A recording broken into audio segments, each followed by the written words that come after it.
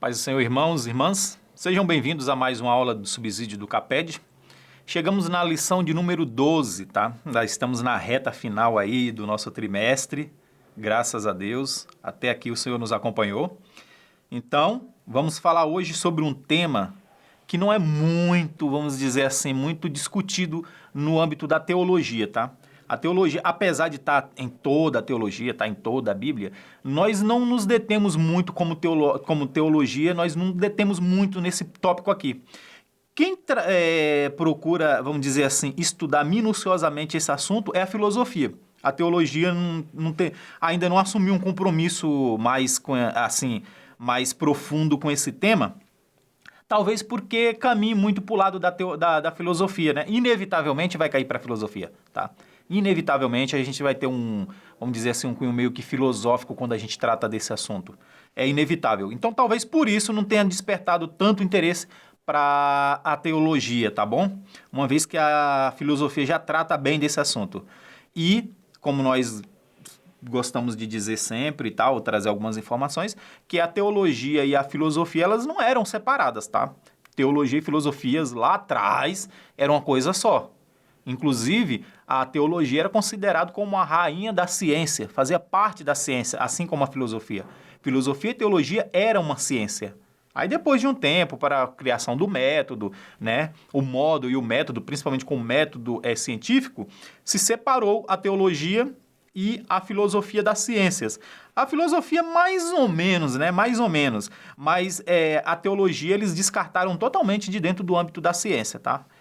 Após o surgimento do método, principalmente consolidado com o surgimento do método científico. E o nosso assunto de hoje é o quê? A unidade familiar. Como eu disse, não é um tema muito discutido, a gente fala por cima sobre esse assunto. O que é unidade? A gente não se detém nessas minúcias, né?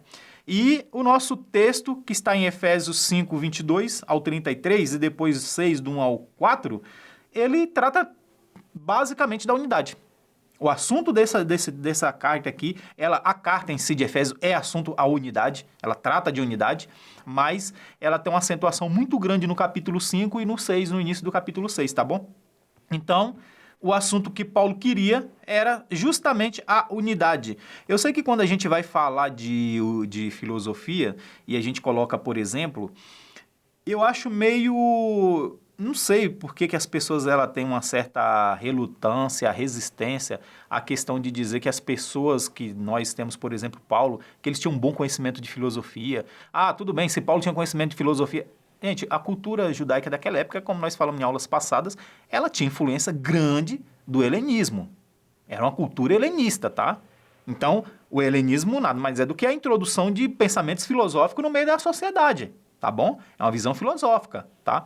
Então, falar que Paulo ele não tinha, que nas cartas de Paulo, nas obras do apóstolo Paulo, ele não vamos dizer assim, utilizou do método da filosofia para fazer as suas cartas, eu acho um pouco meio, sabe, extremismo a gente partir por esse caminho. Paulo era um grande filósofo, conhecia muito bem de filosofia, e fica bem claro quando você lê as cartas de Paulo e conhece de filosofia, você fala, não tem como dizer que não tem influência filosófica. Há até um desgosto aí entre vamos dizer assim, o cristão que é anti-filosofia e com os filósofos, que os filósofos defendem que um grande nome da filosofia, que é o Sêneca, que viveu sim no período de Paulo, ele teve contato com Paulo, tá? Tem uma carta de Sêneca, por exemplo, de, se eu não me engano, 15 ou 16 capítulos, não sei, que eles atribuem que aquela carta era um diálogo entre Paulo e Sêneca. Uma vez que Sêneca era o grande professor do imperador romano da época, tá? Da época que Paulo estava preso. Então, se Paulo estava preso em Roma, possivelmente ele pode ter contato com Sêneca. Teve, não teve? Não sabemos. Paulo não trata desse assunto, não fala sobre esse assunto. Mas os filósofos defendem que é Paulo o alvo daquelas cartas ali, tá bom? Então, partindo para essa ideia de filosofia, a gente vai ver muito forte na literatura paulina a questão da unidade. Mas unidade não era uma coisa nova Paulo não tirou esse contexto novo. Aliás, a gente vai ver que não é só Paulo que usou o contexto da unidade, tá bom? Da unidade. Platão, dentro da sua obra chamada República, ele trata basicamente da unidade, né? Em busca do que é justiça, ele vai chegar nessa parte da unidade. Principalmente quando ele vai tratar do chamado bem, belo e justo. O que é o bem, o que é o belo e o que é o justo. Então ele vai tratar dentro dessa unidade. Por quê? Na visão filosófica, principalmente platônica, o mundo caminha, o cosmo, ele caminha para uma unidade, tá? Para um filósofo da época de Platão, era impossível conceber um mundo desconectados, tá?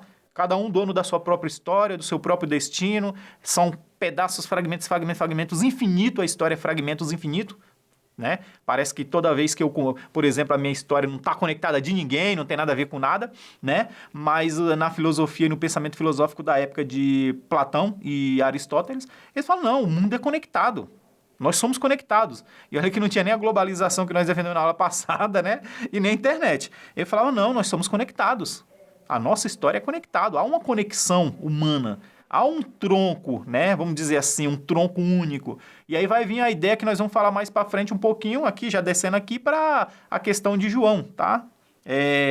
Vamos ver isso aí. Então, eles falam que o bem relaciona à unidade, o belo é aquilo que eleva o homem em direção à unidade, portanto, as esculturas, as pinturas, é uma expressão do homem, um desejo de se conectar com a unidade, que nada mais essa unidade nada mais é do que o termo que João vai usar lá na frente, que nós conhecemos como verbo, mas é o logos, né? Então, ou seja, essa unidade é para onde todo o universo caminha. Ele falou, olha, nós viemos, a filosofia, tá? Nós viemos da unidade e é para a unidade que nós voltaremos. Ele fala, um homem um dia teve um início e é para lá que nós estamos voltando.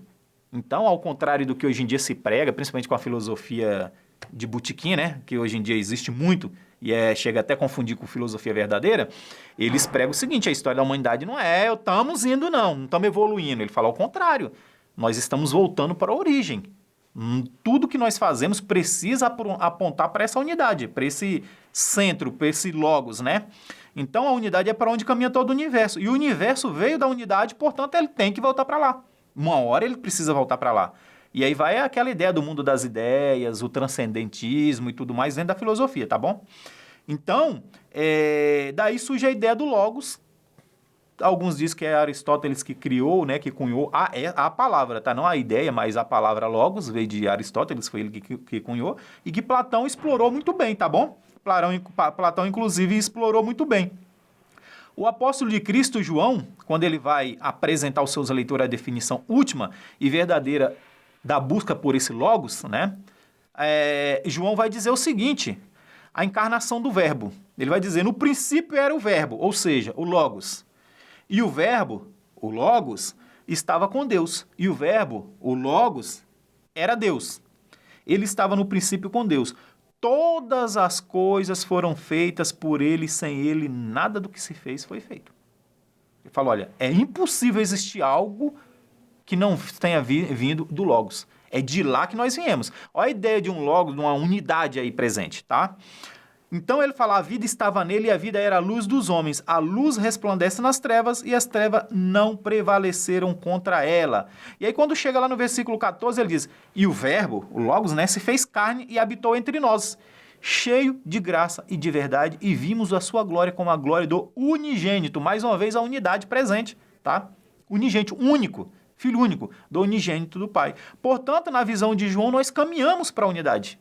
A humanidade vem da unidade e ela precisa retornar para a unidade, tá? Mas essa unidade aqui, esse logos, é bem claro que o João, quando ele faz essa carta, ele está dizendo para, vamos dizer assim, os gregos da época, os helenistas da época, leria esse assunto e ele entenderia o que o João estava dizendo era o seguinte, tá certo, vocês sempre estiveram certo.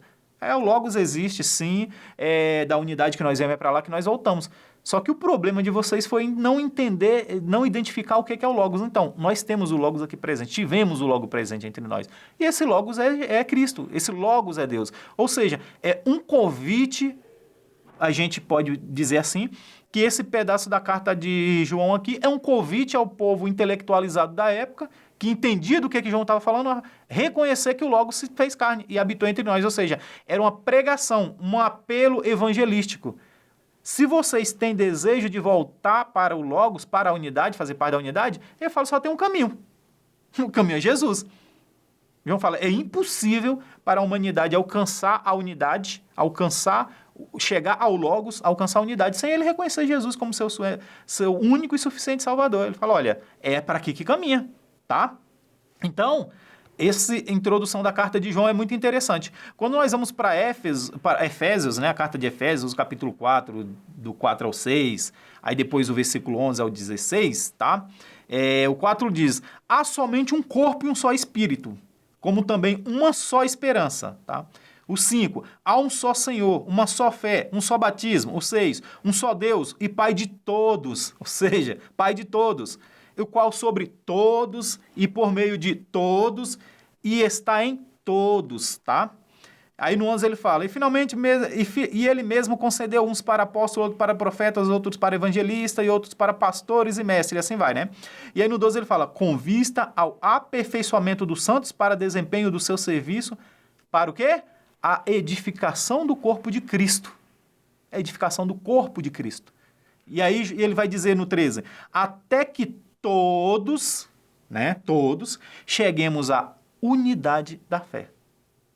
Até que nós todos tenhamos uma única fé, acreditamos em um único Deus, em um único Senhor, Jesus Cristo, ele fala, é assim que foi feito, para que isso acontecesse. Então, portanto, aqui a gente está vendo a unidade, o quanto a compreensão de unidade era importante na mentalidade de Paulo. E ele fala, cheguemos à unidade da fé e do pleno, a plenitude dos tempos, lembra? Ele fala do pleno conhecimento do Filho de Deus, tá?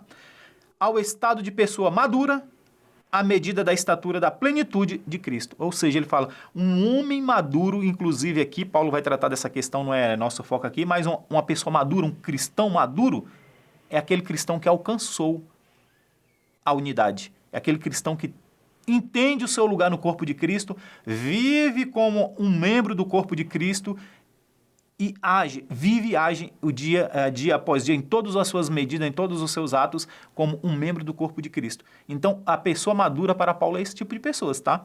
Aí o 14, para que não mais sejamos como crianças, arrastados por ondas e levados de um lado para o outro, por qualquer vento de doutrina, pelas artimanhas das pessoas com astúcias que induzem ao erro, tá?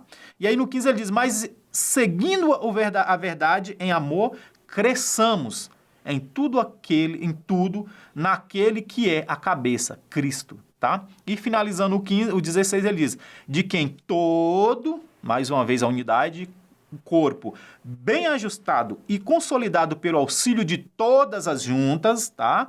Segundo a justa cooperação de cada parte, ou seja, né, partes, efetua o seu próprio crescimento para edificação de si mesmo em amor. Aí me pergunta, e aí, aonde está a unidade nisso aqui? É uma carta de unidade. Paulo está falando sobre a unidade. Esse é o assunto de Paulo.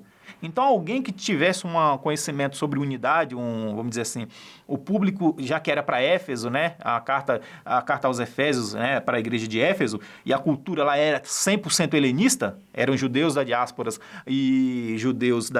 e gregos também, né, claro, né, junto daqueles casamentos mistos, mas era um povo helenista, 100% helenista. E eles entendiam essa carta de Paulo como um convite à unidade. Vê que Paulo usa muita unidade nessa carta justamente para quem? Para a igreja de Éfeso. Entendeu?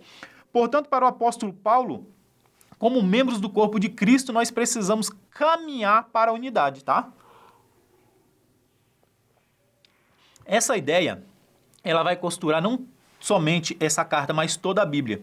De Adão a Cristo, tá? Então, quando a gente vai pegar lá o Romanos 12, capítulo 12, versículo 12 e o 19, por exemplo, diz assim o versículo 12. Portanto, assim como por um só homem entrou o pecado no mundo, e pelo pecado veio a morte, assim também a morte passou a toda a humanidade, porque todos pecaram, tá? A unidade, um afeta o outro. E o 19, porque como pela desobediência de um só homem, muitos se tornarão pecadores, assim também pelo meio da obediência de um só, olha só, mais uma vez, de um só, muitos se tornarão justos. A unidade aí, tá? Ou seja, viemos na mentalidade de Paulo, viemos da unidade e é para a unidade que nós voltaremos. Isso é um conceito que na filosofia da época já se tinha, era normal, era algo comum. Então, as pessoas que estavam lendo a carta de Paulo, eles entendiam claramente do que Paulo estava falando, que era de unidade, da união, né? Hoje nós aplicamos muito dentro da igreja a questão da união. Falamos pouco sobre unidade, falamos subjetivamente, por alto, né? Ah, unidade, mas nem explica. Aí o irmãozinho que está sentado lá, fica tipo... Aí usamos para ficar mais fácil aquele exemplo lá de um saco de batata e o purê, é diferente, né?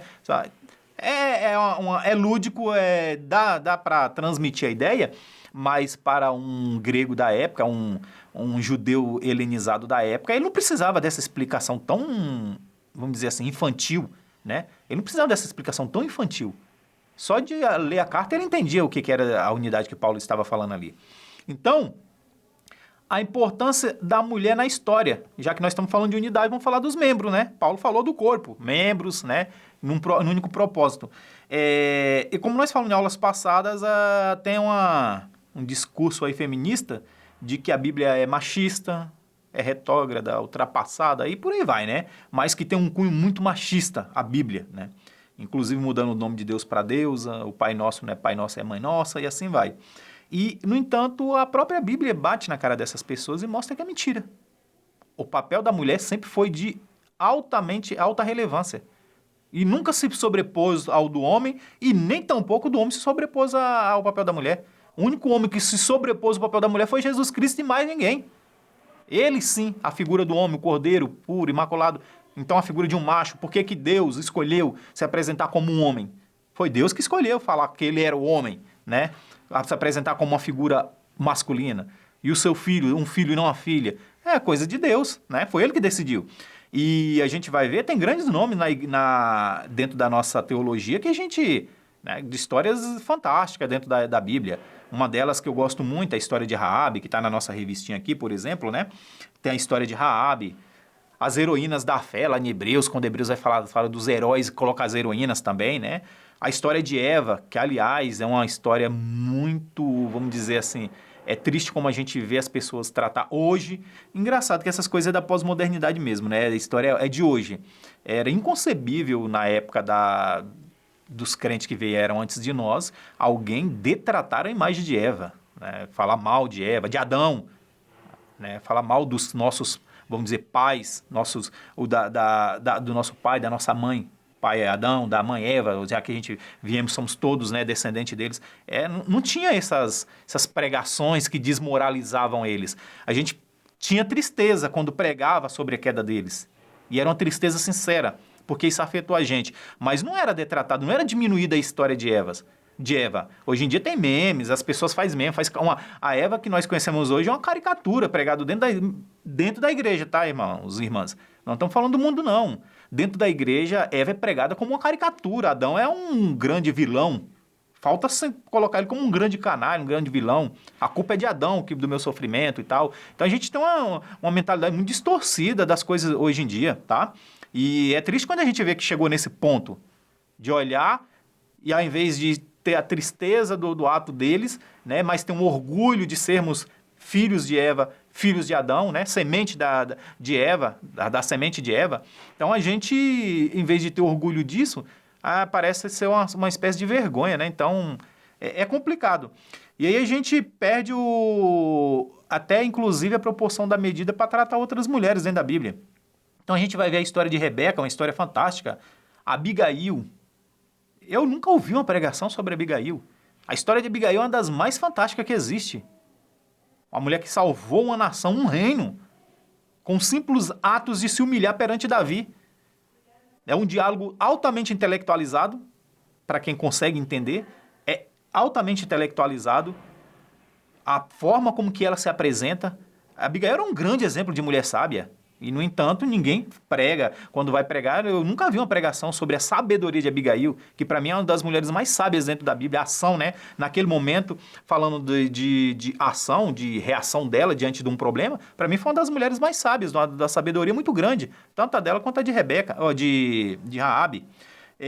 A lendária mãe do rei Lemuel, quem prega sobre a mãe do rei Lemuel, pega aquela história, faz toda a pregação e a mulher que diz assim, a história, o provérbio começa, palavras de Lemuel, palavras do rei de Massá, palavra do rei Lemuel, rei de Massá. E aí vai lá e coloca bem assim, que a sua mãe, né, que a sua mãe lhe contou. Então, quando a gente vai olhar toda aquela história ali do Provérbios 31, do 1 ao 9, quem está por trás é essa mãe do rei Lemuel, né? É um diálogo da mãe com o filho, da mãe do rei Lemuel com Lemuel. Então, quando pega essa passagem, faz toda uma pregação e esquece do que se está tratando. A figura dessa mulher é simplesmente apagada, tá? E, por fim, a gente vai ver grandes personagens, tem várias, né? A Maria, mãe de Jesus e tudo mais. A mulher samaritana, uma grande mulher, tá? Aí vai ter Eunice e Lloyd, as mães de Timóteo, a mãe e avó de Timóteo, tá lá em 2 Timóteo 1,5. Então, assim, dizer que nós não temos referência dentro da Bíblia de mulheres é porque não sabe ler a Bíblia, tá? Me desculpa, mas não sabe ler a Bíblia. Quem fala isso não sabe ler a Bíblia, é simples, tá? E da pós-modernidade, quais são as nossas referências aí, tá? Nesse período aí. Quais são as nossas referências? Por exemplo, eu trouxe aqui algumas referências, que vou falar por alto aqui, mas se os irmãos pesquisarem na internet, então é infinidade. Primeiro, a primeira referência que eu gostaria de apresentar aqui, tá? Por exemplo, é o teste de urina para monitorar diabetes. Quem que inventou? Uma mulher, tá? Uma chamada Ellen Free. Foi ela que inventou com 90... Vai ver, hein? De 93 anos de idade. Ela inventou esse teste de diabetes através da urina. Medicamento para leucemia, irmãos. Medicamento para leucemia, inventado lá nos Estados Unidos por Gertrude Elion, tá? Portanto, quando nós vamos para o terceiro método, o método para melhorar negativos de foto. Tirar a foto, ficava aquele borrão. Quem que inventou o método para melhoria desse processo? É uma mulher, foi lá em 1978, tá? Uma mulher chamada Barbara Askins, com 77 anos de idade. Essa mulher inventou isso, tá? Quando nós vamos para o quarto, a calculadora gráfica, por exemplo, para resolver problemas de transmissão de energia. Como que eu resolvo o problema de transmissão de energia? Uma vez que era uma potência ainda descontrolada, não estava sob controle, como que eu vou controlar essa potência energética? Como que faz o cálculo de equivalência? Pois é, Edith Clark, tá? Que viveu de 1883 a 1959, tá? E inventou uma calculadora gráfica que simplificou para determinar as características elétricas ao longo de uma linha de transmissão, tá? Ou seja, na área de engenharia, sinalizadores marítimos para que os barcos não se percam, tem um norte, tem um rumo, aquele sinalizador, aquelas boias que a gente vê jogada no mar. Quem que fez? Mulheres, tá bom? É uma mulher chamada Holly Seffray e duas mulheres, que é a Martha Coston e a Holly Seffray. Quando nós vamos para a 11, por exemplo, a superfibra de Kevlar, que é uma fibra extremamente resistente aí, ou seja, na área química, uma americana chamada Stephanie Kiolek, 1923 a 2014, morreu em 2014, que inventou a origem, né, de descobrir uma variedade incrível de polímeros cristalizados, na área de polímeros, ou seja, química. Essa mulher, ela sozinha, morreu com 17 patentes, extremamente importante para o uso do nosso dia a dia. 17 patentes na área química, tá? Então, assim, nós temos grandes mulheres na área da computação, a primeira programadora, por exemplo, para quem é da área de TI, como eu, a primeira programadora. Então, assim, nós temos grandes referências. Então, o mundo não foi construído só por homens. Tem a contribuição das mulheres que foi de igual para igual. Mas aí na proporção só dá crédito aos dos homens. Não interessa como foi feito. Se hoje em dia você tem disposição a essas coisas aí para uso do dia a dia, tem mulheres por trás, tá? Entendeu? E aí nós vamos para o tópico 2, a importância do homem na construção familiar. Portanto, aí nós demos no tópico 1 a importância tanto das mulheres no âmbito secularizado, vamos colocar assim, e no âmbito cristão. as grandes heroínas que nós temos dentro da Bíblia, tá? Então, quando nós chegamos no tópico 2, aqui, e aí a gente fala sobre a importância do homem na construção da família, tá? A gente vai falar de Adão, por exemplo, o primeiro. Adão é o pai da humanidade. E aí, como eu disse, as pessoas gostam muito de detratar, né, diminuir a história de Adão. Faz uma caricatura do homem que era Adão. E aí, nós vamos ver também ter grandes nomes como Sete, Noé, Abraão, Isaac, Jacó. E vai até Jesus Cristo, tá? Então, grandes homens que contribuíram. E aí a gente vai para as indústrias, né? Hoje em dia, a indústria automobilística, naval, de tecnologia, bélica, do dia a dia, sua geladeira, seu fogão, sua máquina de lavar roupa, né? Para de bater a roupa lá no riozinho, bater roupa, né? Falava bater roupa, até hoje tem gente que ainda usa essa expressão com a máquina de lavar, fala máquina de bater, né? Porque era batida a roupa para tentar tirar a sujeira. Quem que inventou a máquina de lavar roupa? Quem que facilitou a vida da mulher doméstica dentro do lar? Ele não tinha... A facilidade era para comer mais rápido, vestir roupas mais límpidas, era isso aí? Não tinha uma preocupação com o trabalho feminino, não? Então a gente vê muito hoje em dia umas narrativas que quer colocar... e aí é óbvio, nós tratamos em aulas passadas, essa desconstrução da família, essa separação, né, extremista do feminismo, o crescimento do feminismo, e aí usa as narrativas, dizer que a sociedade humana é machista, então a gente precisa destruir a figura do homem de hoje em dia, os ataques ao patriarcado, ao sistema patriarcal, tá? Que são duas coisas diferentes. O sistema patriarcado é dentro da Bíblia e o patriarcal é o sistema familiar, então são duas coisas que estão ligadas, mas têm rumos diferentes. E por que nós temos tudo isso? Simples, por causa de ideologias, tá? Então a gente vê que as ideologias é que bate dentro dessa questão aí. Mas nós vamos olhar para a história e a gente vai ver homens e mulheres incríveis ao longo da história, tá? Dentro dos lares, inclusive, uma coisa que eu gosto muito de deixar bem claro, o papel da mulher dentro do lar, por exemplo. Quando a família é grande, tá? A família é unida e tudo mais, por exemplo, se a gente vê se o patriarca morre, o avô morre, a tendência é o quê? É que a família continua unida em torno da avó, não é isso? Quem tem família grande e tem hábitos de reunir em família vai saber do que eu estou falando. Só que, curiosamente, quando é a matriarca que morre, por incrível que pareça, as chances de que essa família se dissipa, que ela se separe, que ela se reúna com menos frequência, é muito grande. Porque na grande maioria das vezes, o que une uma grande família é a matriarca, não é nem o patriarca, é a matriarca. Dia das Mães, as comemorações, todo mundo se reúne na casa da avó, né?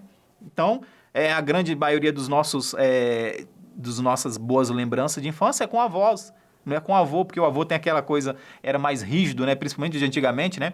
Era aquela coisa mais fechada. É de quem? Das avós. Então, a gente vê que a figura feminina, a importância que tem da figura feminina. E uma delas é justamente essa, de unir a família. Quando a matriarca morre, automaticamente vai se separando, vai se vendo com menos frequência, até que finalmente, quando acontece nessa sequência, né? O patriarca, que é o avô, morre, aí pronto, família. Cada família, se teve 10 filhos, são 10 famílias que aquele casal produziu. Cada um vai viver sua vida. Aí as reuniões são menos frequentes, talvez no Natal ou no Ano Novo, um ou outro, mas já vai se dissipando. No entanto, quando a matriarca estava viva, já se reuniam mais. Isso é mais comum do que em torno da matriarca, do que da figura do patriarca, entendeu? Contribuição dos filhos na família, tá? Da manutenção na família.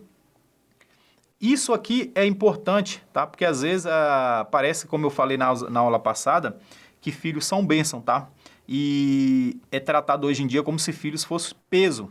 E por ser tratado como se o filho fosse um peso para a família, que ele tem um peso, né? A quantidade de filhos é um peso para a família, é assim que eles se sentem. Da forma que são projetados, é assim que eles vão se sentir. Então a gente vê o descolamento familiar, o filho pega seu celular, principalmente quando é adolescente e jovens, né? Já tem seu quarto próprio, quer ficar no seu quarto próprio, isolado, já não se reúne mais para o almoço, para café da manhã, para trocar uma ideia. Ninguém para com a televisão desligada e sem o celular, desligado o celular, para trocar uma ideia em família, conversar, colocar os papos em dia. Não tem mais esses hábitos. Antigamente era comum. Hoje em dia não tem mais essas reuniões familiares sem que a televisão esteja ligada. Se a televisão estiver ligada, ainda dá para ter, né? Nem tanto, porque a geração Z, por exemplo, não é muito de assistir televisão. O negócio deles é telas menores, né? O laptop, principalmente celular, os smartphones, né? E tudo mais. Então, tem que ter um celular ali, tem que estar olhando. Tá conversando com o pai, com a mãe, com um vizinho, com a avó, seja lá com quem for, e tá ali, ó, nas mídias sociais, né? Tá conectado. Então, a forma com que eles são tratados, são colocados, é assim que eles estão vivendo, tá? Eu costumo dizer que os jovens, eles não fizeram a sociedade, que parece que eles são culpados da sociedade que nós temos hoje em dia. E, na verdade, é a sociedade que nós estamos entregando na mão deles. Nem entregamos ainda, tá? Ainda está sendo entregue na mão deles. Ainda vai ser entregue totalmente. Então, o sistema vigente de hoje é fruto da minha geração, não é da geração Z, por exemplo. A geração que está em voga aí nesse momento. Não é fruto da geração Z. O nosso meio ambiente, os valores, tá? Valores morais e éticos e tudo mais, é fruto da nossa vida, é fruto nosso, é o que nós estamos deixando, é herança nossa para eles. Essa é a herança que nós estamos deixando para eles, tá? Então, não é que eles que são culpados por isso. Então, por que as ideologias atuais, né, estão sempre tentando recrutar os jovens para seus projetos e planos? Justamente por isso. Porque nós vamos ver que dentro do clã familiar há uma certa cisão. Há uma certa cisão. A desvalorização do matrimônio, a desvalorização dos filhos, como nós lemos na lição passada, que fala que é bênção para a família, é tratado como um peso. Eu tenho que trabalhar duro por causa de meus filhos. E às vezes até precisa ter cuidado quando vai falar, porque às vezes a intenção é boa, para que o filho ele olhe e ele sinta que ele é importante, né? Olha, filho, por que você trabalha tanto, pai? Por que você trabalha tanto, mãe? Por que você não fica em casa? Não, filho, eu preciso trabalhar para cuidar de você, para dar o melhor para você e tal. Se não tomar cuidado, ele olha para aquilo e recebe de forma negativa também, tá? E fala, poxa, então o peso é para mim, eu que sou o peso. Então, se eu não existisse, por exemplo, você não teria que trabalhar tanto, né? Então, a gente tem que ter, inclusive, sabedoria na hora de falar essas coisas, tá? Então, a gente vai ver aí que a importância dos jovens para a família, tá? Os filhos, ele tem um grande papel que, além de deixar o clã, de fazer com que o clã se perpetue, ele tem também os membros entre si, como eu disse, a família tem seu subsistema, tá? É um grande sistema com subsistemas. E os filhos, ele inclusive tem poder, os mais velhos, de influenciar na vida dos mais novos. O jeito que os mais velhos tratam os pais, a reação dentro dos mais velhos. Os mais novos, eles têm tendência a copiar, por exemplo. Então, existe um sistema, esse sistema, ele é alimentado pelos próprios membros. Então, a forma com que os mais velhos vivem dentro de casa, ela afeta na vida dos mais novos, tá? Então, jovens, a forma como que você trata seu pai, sua mãe, que você se comporta na escola, a forma como você se comporta socialmente, é espelho para os mais novos. Na maioria das vezes, os espelhos para os mais novos não é o pai e a mãe. Para as meninas, é as irmãs mais velhas. Né? Tô que vai atrás dos sapatos. O que você acha por que as irmãs mais novas têm a mania de pegar nas maquiagens, sapatos e roupas das irmãs mais velhas que vivem brigando? Por que isso aí? É uma forma de que ela admira a irmã mais velha. É uma forma dela querer se colocar naquele lugar, né? E os irmãos mais novos, a mesma coisa. Por que pega uma coisa que o jovem hoje em dia usa muito? Boné, né? Boné. Por que usa sempre? Fulano pegou minhas coisas. Por que eles fazem isso? Não é simplesmente por arte, né? Porque vamos dizer assim, atentado. É uma forma de demonstrar que ele admira aquele mais velho. E ele queria ser parecido com aquele mais velho. Então você vai ver se o mais velho cortar o cabelo de um jeito, mas não vai falar, eu quero cortar o meu também igual. Então, na maioria das vezes, são os próprios irmãos que influenciam, não é o pai nem a mãe, tá? Então, tem um papel muito importante aí dentro da construção familiar, que às vezes a gente acha que é só o pai e a mãe que é modelo. O filho pode ser rebelde, pode quebrar o pau, não tem problema nenhum. Desde que eu seja um bom exemplo para o meu filho. Não, é unidade. Se um elo dessa unidade, dessa corrente, grande corrente que é a família, ele não estiver, vamos dizer assim, íntegro, se ele tiver com trincas, né? Ele não tiver íntegro, ele vai afetar no funcionamento do restante, tá? Então, um dos papéis dos jovens é justamente isso, ser um elo que liga a geração anterior, seu pai e sua mãe, à próxima geração, tá? Então, a construção da nova geração. E nós chegamos na unidade da família. Essa é uma aula bem rápida para nós, né? Vamos falar aqui sobre a questão da unidade familiar. E aqui está bem destrinchado esse texto na nossa revista, tá? versículo por versículo, a questão da unidade. E é como eu falei, essa questão de unidade lá no início da aula é o seguinte, que a ideia de unidade, ela é vamos dizer assim, é o cerne da carta de Paulo aos Efésios, tá? Ele é o cerne da carta de Paulo. O que o Paulo gostaria que os seus ouvintes entendessem é que, como diziam os filósofos, da unidade nós viemos e para unidade nós caminhamos. Então, quando há uma cisão no meio familiar, tá? Então, quando a gente modifica a forma de família, substitui pessoas por animais, você não, pode ser o que você quiser, tá bom? Então, aí entra as ideologias de gênero, que destrói a família. E aí, mais uma vez, a pergunta, né, que fizemos na aula passada, fazendo essa daqui, a quem interessa? A quem interessa toda essa coisa?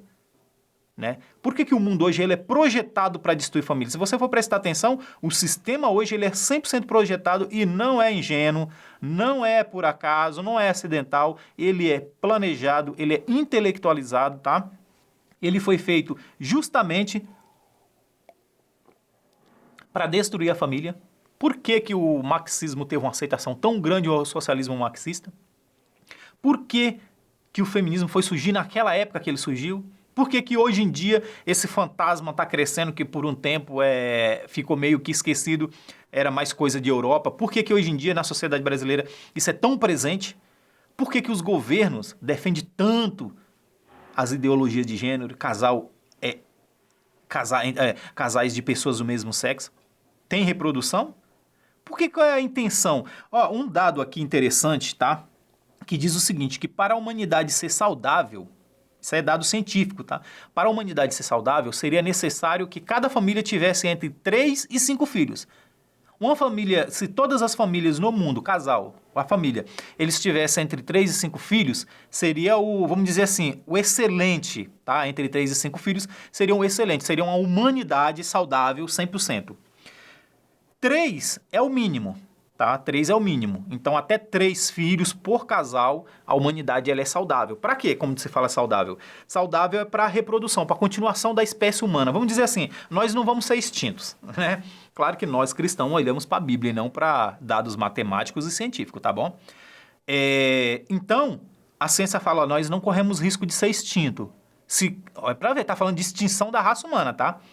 Seria necessário ter de 3 a 5 filhos. 5 é o excelente, 3 é o mínimo viável. 3 é o mínimo aceitável. Então, 3 filhos, ok, a humanidade está salva. E como que nós estamos? A Europa, hoje, ela está em torno de 2, tá? 2,5, 2 a 2,5 é o padrão europeu. Ou seja, está abaixo do mínimo viável. Aí nós voltamos para a sociedade brasileira. Sabe qual é a posição que ocupamos?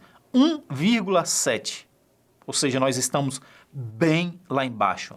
E aí o que eles olham? Eles falam, olha, a sociedade brasileira, vamos dizer assim, né? A sociedade como civilização brasileira, uma vez que civilizações vêm, civilizações vai, grandes civilizações, se você falasse lá na época dos impérios incas, astecas, maias e tudo mais, babilônico, se falasse que um dia essas civilizações iam deixar de existir na época do auge deles, alguém chamaria de louco. Falava, prende esse daí, leva que esse daí é louco, é maluco. É impossível nossa civilização ser extinta. Quanta civilização foi extinta? Então, cientificamente, eles trabalham sim com a possibilidade de qualquer civilização ser extinta. Então, partindo desse princípio aí, a civilização brasileira, por exemplo, ela está na beira da extinção. 1,7. Se o mínimo viável é 3 e o saudável é 5, eles olham e falam, olha, cientificamente falando, a sociedade brasileira, para a extinção, ela está ali na beira da extinção. Ou seja, o brasileiro é um bicho em extinção, né? Colocando assim. E o que contribuiu com isso? Principalmente as ideias de filho único e o extremismo que é o casal casar e não ter filhos, os chamados mãe de pets e pai de pets, tá? Portanto, isso diminuiu a probabilidade matemática. E isso aqui é uma preocupação científica matemática voltada para a perpetuação da espécie, ou seja, a sobrevivência da espécie humana, tá? Eles sempre monitoram isso. Tá entendendo a questão da importância de família? E aí pergunta, por quê? E aonde que esses números podem aumentar ou diminuir? Qual é o fator que faz isso? E justamente o fator família. É o fator família, é a família que perpetua a humanidade. Então, se eu destruo a família, eu destruo a identidade do ser humano, então eu não preciso mais ser gente, Eu não preciso mais ser homem, então eu não preciso reproduzir como homem. Eu não preciso mais ser mulher, não preciso reproduzir como mulher. Não tenho esse fardo, essa obrigação. Eu posso, inclusive, ser um cachorro ou uma moto, fazer um barulho e dizer que é uma moto. Posso latir, igual a gente viu algumas demonstrações em aulas passadas sobre essa questão. Quem realmente tem interesse nessas coisas, sendo que a ciência defende que o mínimo viável é 3 e que uma sociedade, uma humanidade saudável para a continuação da espécie não ser extinta seria 5? Quem realmente é interessante para isso aí? Será que não tem ninguém que tem nenhum interesse por isso? É acidental? É essa coisa aí da sociedade que nós temos hoje em dia, de filho único ou então pet, né? E aí é óbvio, né? O marketing entra. Então, tem uma questão econômica, tem uma questão de saúde, tem uma questão de... Tem toda uma questão aí do marketing, né? Que trabalha em cima disso aí para mostrar o lado bom. Mas eles não dá, por exemplo, esses dados aí você não vai achar num site aí, no Facebook, no Instagram, numa mídia dessas aí que gosta de jogar lixo dentro da mente do ser humano. Você não vai achar isso aí. Isso aí são dados dentro de cartas científicas, tá bom? Portanto, a importância da unidade da família. Porque é quando a família é unida, portanto, quando ela é unida, é que ela vai saber dos seus valores. Qual é o papel do filho, qual é o papel do pai, qual é o papel do homem, qual é o papel da mulher. Aonde que nós aprendemos isso? Através dos valores morais e éticos que vêm da onde? Da família. O último, vamos dizer assim, a última barreira ética e moral que existe na sociedade. Então, se eu destruir a família, eu reconstruo a ética, eu reconstruo a moral e a humanidade está sob controle. É mais fácil, como dizemos na aula passada, você chutar a porta de um cidadão que tem um cachorro, principalmente esses de laboratório, né? De marca, não é nem de raça, né? Que é marca. Um cachorro de marca em cima de uma caminha lá, todo com roupinha quentinha, mais fácil você chutar a porta dele do que você chutar a porta de um cidadão que tem 5, 6 filhos, né? Então... vai vendo a quem que interessa esse tipo de coisa. E às vezes a gente não para pensar nisso, né? E, portanto, irmãos, aqui a questão da unidade familiar. Qual é a importância da unidade familiar? Esse é um tópico que está bem destrinchado mesmo, tá? Versículo por versículo. E eu espero que os irmãos tenham gostado dessa aula de subsídio e aproveite, tá bom? Sendo assim, Deus abençoe a todos e nos vemos na última aula que vem. Amém?